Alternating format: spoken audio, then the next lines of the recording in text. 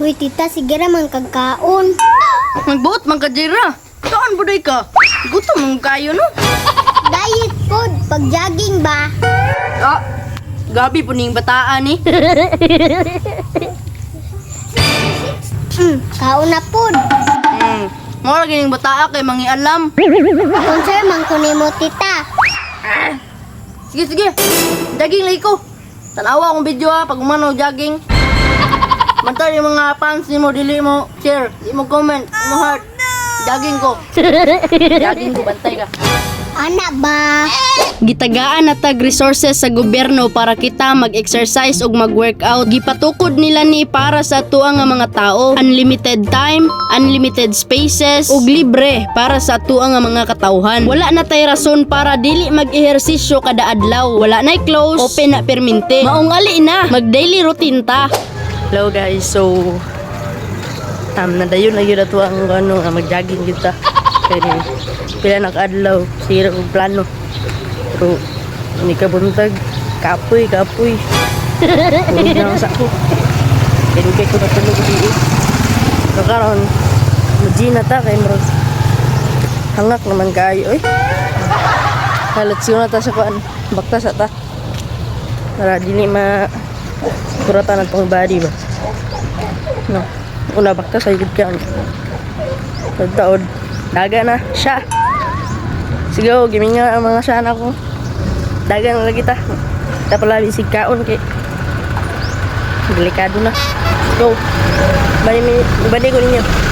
Syempre ang unang first step gyud nato dira, dili nato kalimtan mag-warm up ug mag-stretching para inig kahuman nimo og workout ug exercise, dili ka mapamaulan. Kay lain biya ning pamaol no. Halos maglisod jud ka og tindog ug maglisod pud ka og lihok-lihok. Ug isa pa pud ka advantage aning mag-warm up tauna kay para dili makalitan imuhang lawas. Labi na og day 1 pa nimo aw mabitik gyud ang lawas kung dili mag-stretching ug mag-warm up. Unta maabtan ta og day 30 ani no. Aw tara, let's go. KM. Ha? 2 km.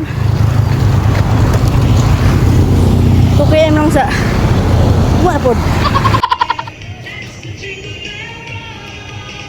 Makagana gyud ka og exercise diri kay naapay sounds unya ang music pa jud kay pang Pasko. O di ba dili mag-exercise kung dili pa dulong Pasko?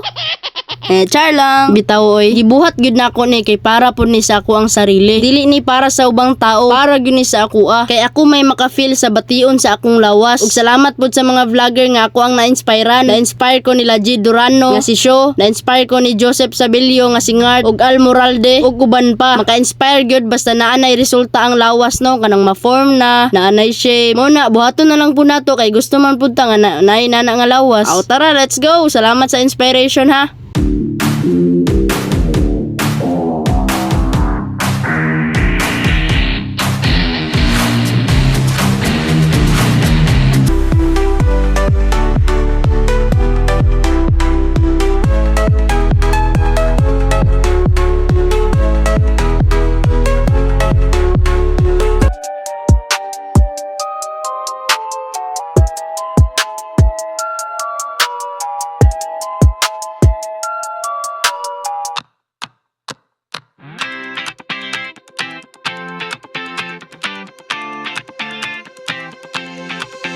Unta okay na si Jaira nga naka-jogging nako. Unta po dili na pod siya magyaw-yaw. Ulagite, pagpauli nagsakay ko og motor kay sakit kay akong tiil.